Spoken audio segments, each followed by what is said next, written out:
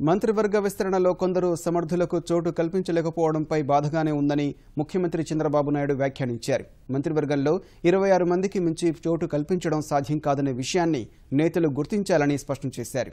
అంతర్గతంగా పరిష్కారం దొరికే సమస్యలపై రోడ్డెక్కడం తగదని పార్టీ నేతలకు హితవు పలికారు. ఇకపై ప్రతి పార్లమెంటు స్థానానికి ఒక ఇన్ఛార్జి మంత్రిని నియమించాలని ముఖ్యమంత్రి ఆలోచన చేస్తున్నారు. తద్వారా ప్రజా సమస్యలు సత్వర పరిష్కారంతో పాటు పార్టీ అభివృద్ధికి ఇది దోహదపడుతుందని అంచనా వేశారు.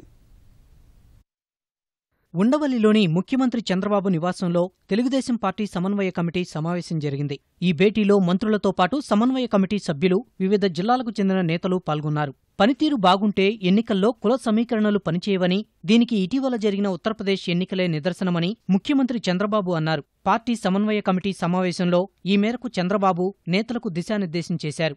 ఇక నుంచి జిల్లా ఇన్ఛార్జి మంత్రి స్థానంలో పార్లమెంటు నియోజకవర్గానికి ఒక ఇన్ఛార్జి మంత్రిని నియమించే అంశంపై సమావేశంలో చర్చ జరిగింది. నేతలందరూ కష్టపడి పనిచేసి 80% సంతృప్తికర స్థాయికి చేరుకోవాల్సిందేనని చంద్రబాబు స్పష్టం చేశారు. త్వరలో జరగబోయే మున్సిపల్ ఎన్నికల్లో ప్రతి చోటా తెలుగుదేశం జెండా ఎగరాలని నేతలను ఆదేశించారు. సామాజిక మాధ్యమాల్లో ఇటీవల పార్టీపై తప్పుడు ప్రచారం జరుగుతుందన్న చంద్రబాబు వాటిని అరికట్టాల్సిన అవసరం ఉందన్నారు. విజయవాడలో రవాణా శాఖ వ్యవహారం, మంత్రివర్గ విస్తరణ అంశంలో ఆందోళనలు పార్టీపై ప్రభావం చూపాయని చంద్రబాబు అభిప్రాయపడ్డారు. సమావేశం సందర్భంగా మీడియాలో ప్రభుత్వం, పార్టీ పనితీరుపై వస్తున్న వార్తలపై మంత్రి Nara Lokesh power point presentation ఇచ్చారు. సామాజిక మాధ్యమాల్లో జరుగుతున్న తప్పుడు ప్రచారంపై దృష్టి సారించాలని లోకేష్ అన్నారు. కొందరు నేతలు నామినేటెడ్ పదవులు తీసుకుని పార్టీ వ్యవహారాలు మరిచిపోయారని జాతీయ ప్రధాన కార్యదర్శి లోకేష్ ఆక్షేపించారు. పదవులు తీసుకున్న ప్రతి ఒక్కరి పనితీరును పరిశీలిస్తున్నామని ఆయన స్పష్టం చేశారు. త్వరలో జరిగే మహానాడులోగా పార్టీ సంస్థాగత ఎన్నికలను పూర్తి చేయాలని సీఎం చంద్రబాబు నేతలను ఆదేశించారు.